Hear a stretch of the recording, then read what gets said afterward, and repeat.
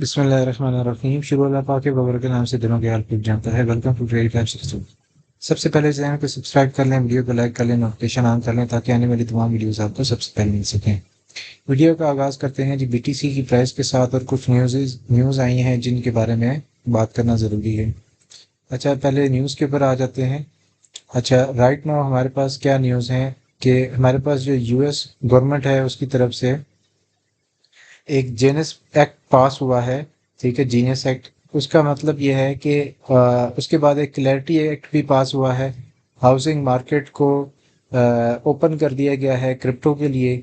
और अगर आपके पास क्रिप्टो है तो उसको एज अ कोलेटरल आप रख के तो लोन भी ले सकते हैं और उसके ऊपर हाउसिंग जो है वो उसको भी आप परचेज कर सकते हैं। ठीक है, तो और उसके बाद क्रिप्टो रिजर्व्स की भी बात हुई। तो ये जो बिल्स हैं ये इनको पास करने की बातें हो रही थी और अब ऑलमोस्ट जो है वो चीज़ें क्लियर हो चुकी हैं। ठीक है, अब जो इम्पोर्टेंट चीज़ जो है वो ये है कि 12.4 ट्रिलियन मार्केट कैप जो है वो डिजिटल एसेट के लिए ओपन हो जाएगा, जो कि एक बहुत बड़ी बात है। ठीक है, यहाँ पे आपको ये बता भी रहा है कि दिसंबर 2024 the total asset under the management is 401 plan in the United state were approximately 12.4 trillion. ठीक है, अच्छा, एक्सआरपी इसी के साथ एक्सआरपी ने आज ऑल टाइम हाई किया है और जो उसका मार्केट कैप है वो 200 बिलियन से ज़्यादा बढ़ चुका है।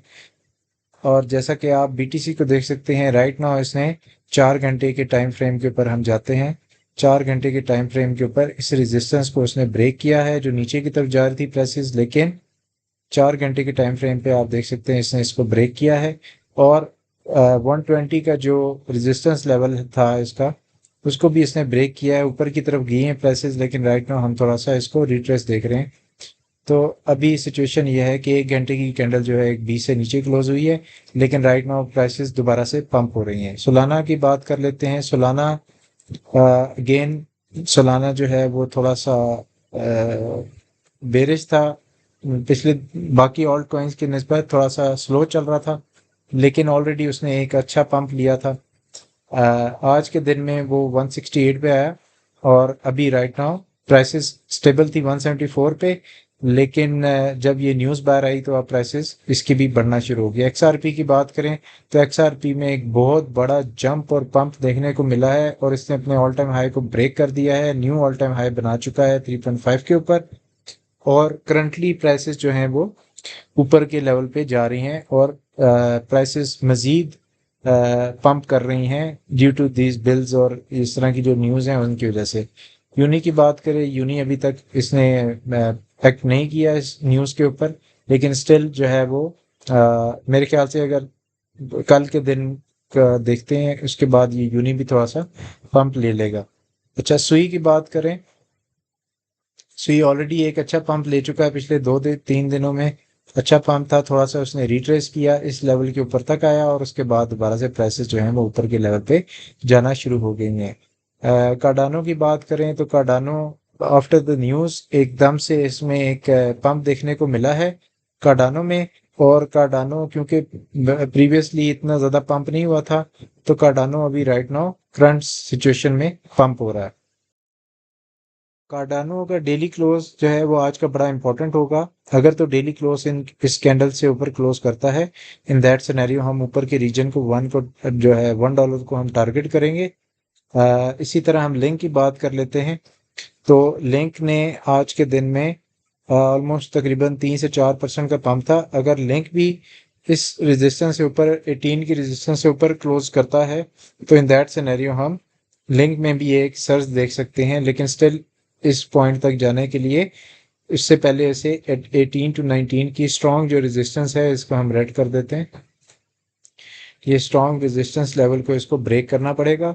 उसके बाद जो है हम ये हायर टारगेट्स जो हैं $25 से $30 को हम हिट कर सकते हैं। अच्छा, इसी तरह हम बात कर लेते हैं बीटीसी डोमिनेंस की। बीटीसी डोमिनेंस अभी भी फॉल कर रही है, कॉन्टिन्यूसली फॉल कर रही है। इसका मतलब ये है कि पैसा जो है बीटीसी से निकल के ऑल्ट कॉइन में मूव हो रहा है, यानी कि ऑल्ट कॉइन्स का मार्केट कैप बढ़ रहा है। ठीक है, अब राइट नाउ हम बीटीसी को एक दफ़ा दोबारा देख लेते हैं और अपनी वीडियो को क्लोज करते हैं। राइट नाउ बीटीसी जो अगर डेली क्लोज इसका 120 से ऊपर या 121 से ऊपर होता है तो that's a good sign for the BTC. उसके बाद हम आ जाएंगे वीकली के ऊपर। ठीक है, वीकली में 3 दिन अभी बाकी हैं।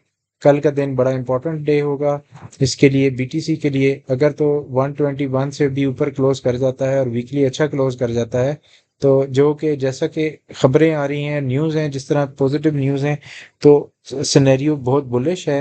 और क्रिप्टो के बारे में हर कोई बात कर रहा है और हर बंदा जो है वो चाह रहा है कि मैं क्रिप्टो में अब इन्वेस्ट करूं।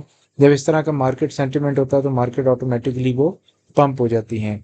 इसी के साथ हम इन्फ्लोज को देख लेते हैं तो 16 जुलाई में तकरीबन 800 मिलियन का इन्फ्लोज आया और जो इथीरियम है उसमें 726 मिलियन का इन्फ्लो आया, जो कि अब तक का हाईएस्ट मैक्सिमम इन्फ्लो है इथीरियम का। ठीक है, तो जो कि एक बहुत ही बुलिश साइन है और इसीलिए इथीरियम की प्राइस जो है आज 3500 को इसने टच किया और राइट नाउ जो है प्राइसेस थोड़ी सी रिट्रेस कर रही हैं और मूव कर रही हैं उसी लेवल के ऊपर। बहुत ज़्यादा रिट्रेस नहीं है, ये तो एक प्रॉपर ट्रेडिंग में जब आप कैंडल्स के पैटर्न को देखते हैं तो प्राइस एक्शन होता है।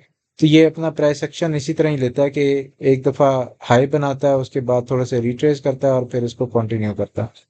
ठीक है जी, और प्रीवियस रेजिस्टेंस जो होती है वो आपकी सपोर्ट बन जाती है। तो इस सपोर्ट को अगर ब्रेक नहीं करता इथीरियम तो ऑब्वियसली वो इथीरियम इज बुलिश। मेजर हमारे पास जो लाइन है वो 3550 पे खड़ी हुई है, जो कि बहुत ही करीब है इस पॉइंट पे आने के, बहुत ही करीब है प्राइसेस।